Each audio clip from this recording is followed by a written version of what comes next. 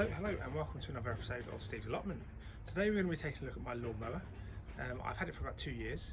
It's worked perfectly throughout that time. However, about a week ago I got it out to give the grass in the back garden its first trim of the year. It's what I do every year before taking it down to the allotment to give the plot a trim.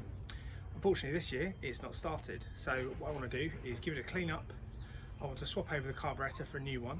I could take that one apart, the old one apart, and service it, but it sounds like on these it's quite a notorious problem and it's really cheap and easy to just replace the whole carburetor. So I thought I'd give that a go and give it a general service. So let's have a look at what we're going to need. So here we go, these are all the bits that we're going to be using to do this servicing and repair. So most important, we've got a nice cup of tea. We've got a multi-tool so that we can use the pliers, and we have got a socket set which we're going to use to take all the bolts and things out of the required parts. We have got a service set which includes oil, an air filter and a spark plug. We've got a new carburetor, some tissue for doing a bit of a clean up, and we've got an oil removal pump to remove the oil. So this is the lawnmower in question. It's the McCulloch M40-125, and it comes with a Briggs and Stratton 450E lawnmower engine, and the repair and service of this should be the same or similar across all lawnmowers with this engine.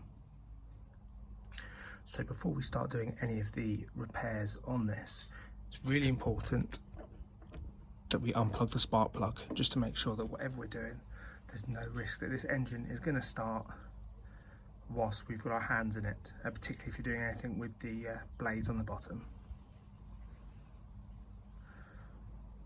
So one of the first things to do is to remove this top. I've taken the little screws out of there already.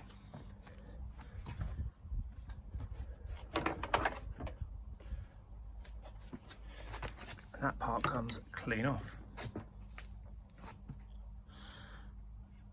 That does mean that we can now get to the fuel tank a little bit easier and remove it a bit easier. But I'm going to take this air filter housing off first because it makes it even easier to get to the fuel line underneath. There we go, there's a little door that unclips. As we can see, this is quite mucky and dirty, so we'll give that a clean up before that goes back on. And the air filter, as you can see, it's got oil and bits of dirt and things in there, so that will get replaced. So the next thing we need to do is take the rest of the air filter housing off.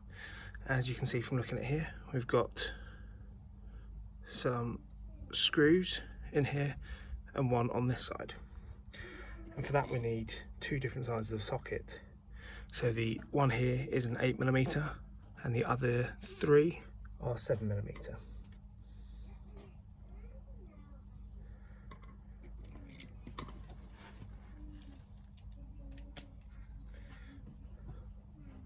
So we're just going to come in here and loosen all of those off.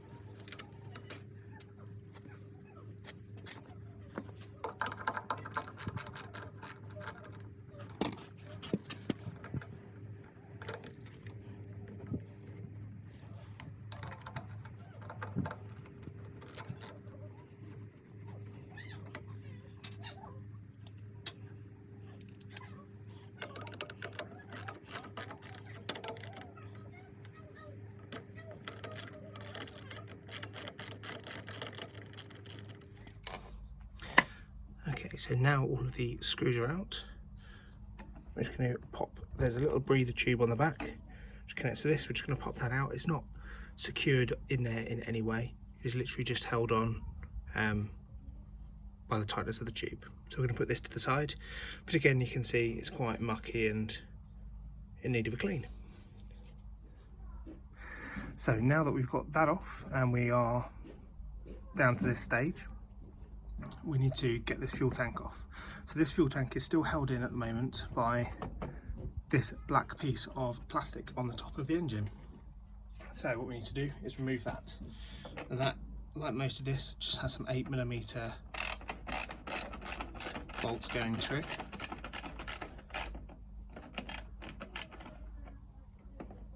So one thing that's really important while dismantling this is to remember where all the different bolts and screws come from.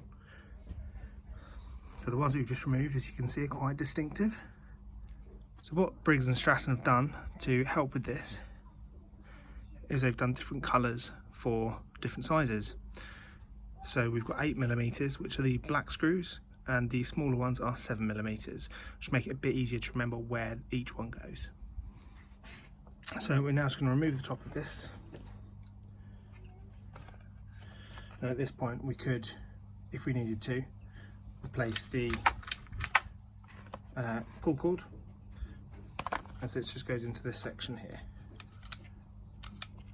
So now we've gone to remove this, what I'm going to do is, using the little clamps at the corners here, I'm just going to squeeze in, I'm going to do this one, and pull this down so that we can get the tube off. I'm going to clamp it off with the pliers, just gently pull the fuel line off, and then slide the fuel tank off.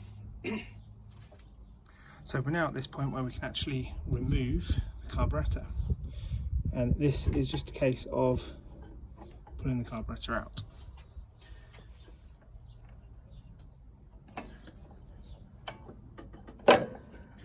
Okay, and we just need to remove this lever off of there and remove. You might just need to be a bit careful because you do get a little bit of fuel spillage as you remove that. And then we just need to make sure that those two rings, which should be in the carburetor, are removed. So as we can see, this carburetor did get really dirty, and the likelihood is that it's just blocked up inside. Had it been a more expensive carburetor to replace, I probably would have had a go at servicing this carburetor, but it cost I think it was about £12 or £13 to replace the entire thing. So we've given that a quick clean up. It's not by any means a sort of professional clean up. I think if I was selling this on, I'd probably clean it up a bit better. But it's time to now look at the replacement carburetor. So here we go, here's the new one. And it's really important to make sure we've got this seal in place. The one that I bought came with a spare for that. And on the other side we have two rings. So we've got a hard plastic ring, and inside that we've got a rubber one. And we take a look at the old one, the new one has a slightly better design. So this one just has two rings, the hard plastic ring and the rubber ring. Both of these, as you saw, had come off, whereas I think in the newer one that's not going to happen because of how it's kind of held in. So we're now going to look at putting the new one in. So we need to make sure that the linkage here is put through, and we then just need to slide the new carburetor into place.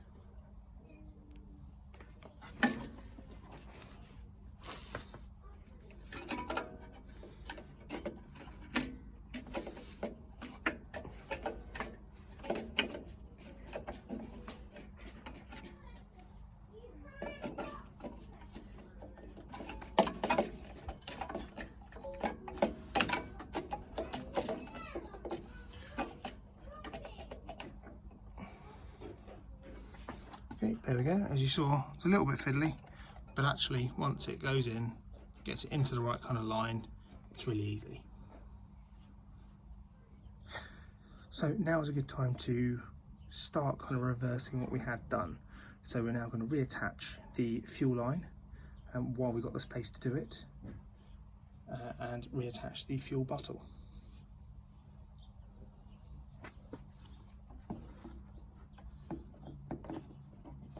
So I'm just going to slide that back on and put the bottle back in place.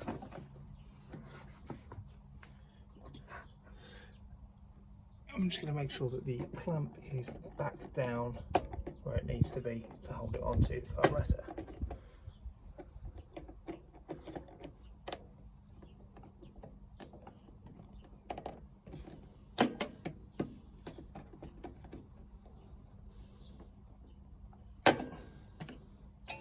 And there we go, that's back in place. So what I'm now going to do is, whilst I get bits ready to go back on, such as the air filter housing, I'm just going to give everything a bit of a clean, just to make it as sort of dirt and grease free as we can. Okay, so we've cleaned that up a little bit. It's not perfect, just a lot better than it was. If I was going to be selling this lawnmower on or repairing it for a friend, someone else was going to see it, then I'd probably clean it up a little bit better. But I'm just trying to get this lawnmower to a workable standard for me. So I'm just going to line this part back up.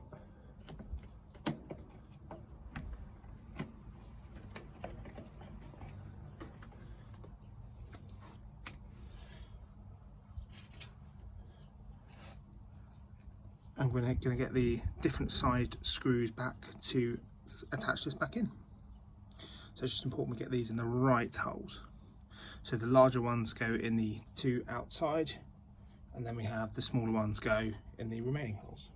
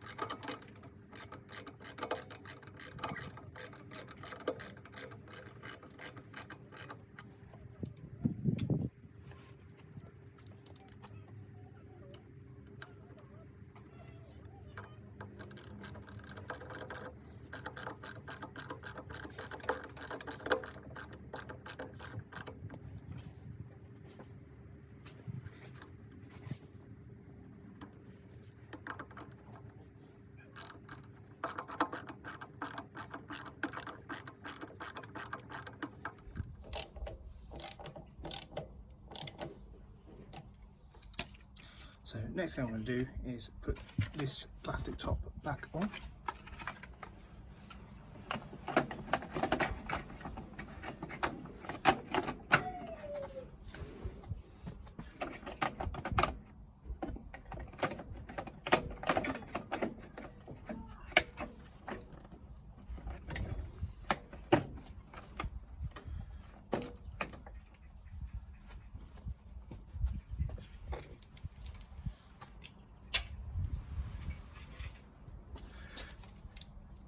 If anyone's forgotten, that's these unusual black screws with the 8mm head that go in here.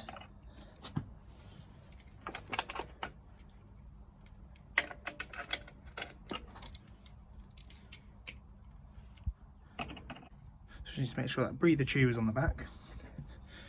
And we're now going to swap from this greasy horrible filter for this nice shiny new one. And that literally just gets popped into there, just like that. And we can then replace the cap over that. and that's the air filter done. So the next thing to get out is the spark plug from under here. Now, I'd advise using the appropriate tool to get that out. I didn't have a socket that was big enough, so I ended up snapping top of this old spark plug off. But as you can see, looking at the tip of this spark plug, it's been well used. It's covered in black soot. It may well be the problem as to why it wasn't starting. So we have this new one to go in its place, which looks a lot shinier and newer.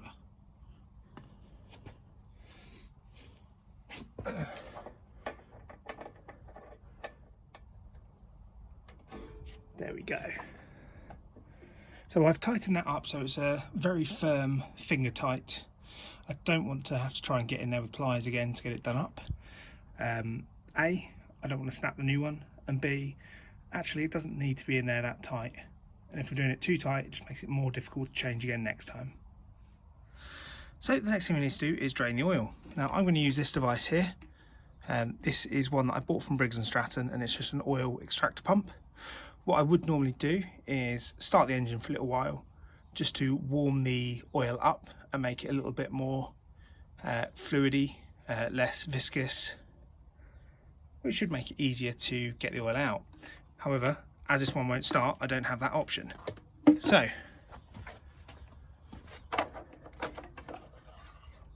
just going to pop that off.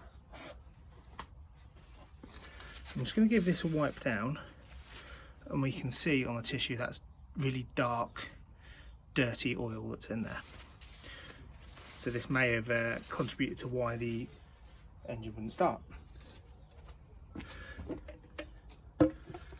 With this pump, all we're going to do, pop it down into the oil tank and start.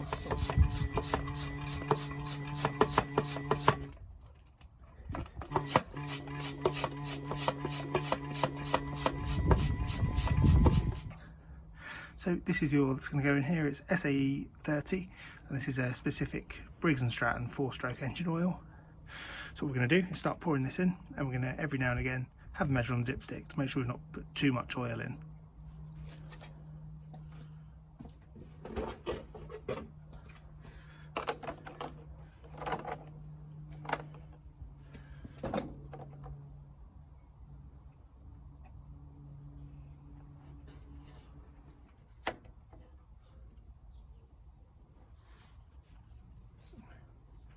And there we go, perfect.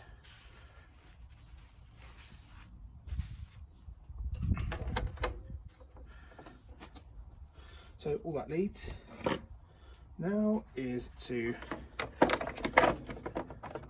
put this top back on.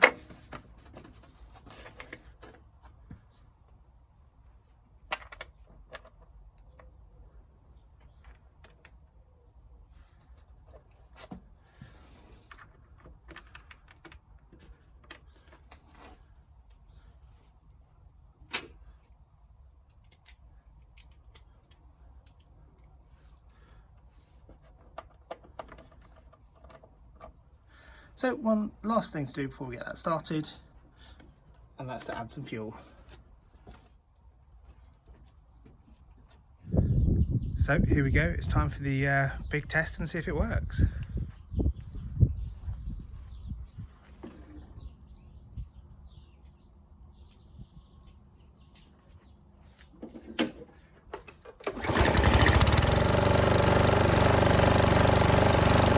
So there we go, it looks like it was a success. So it's gone from not starting to starting on the first pull. I've tried it a few times, and each time it's now started on the first pull, so I'm really happy with that. I hope it's helpful for some of you as well. I'm by no means kind of a lawnmower repairman. That is literally the first time that I've ever tried to repair a lawnmower. You saw how easy it was. So like I say, I hope it's helpful, and if it saves you a few pennies by doing it yourself, then all well and good. So I hope you enjoyed the video. Thank you for watching. Take care. Happy allotmenting.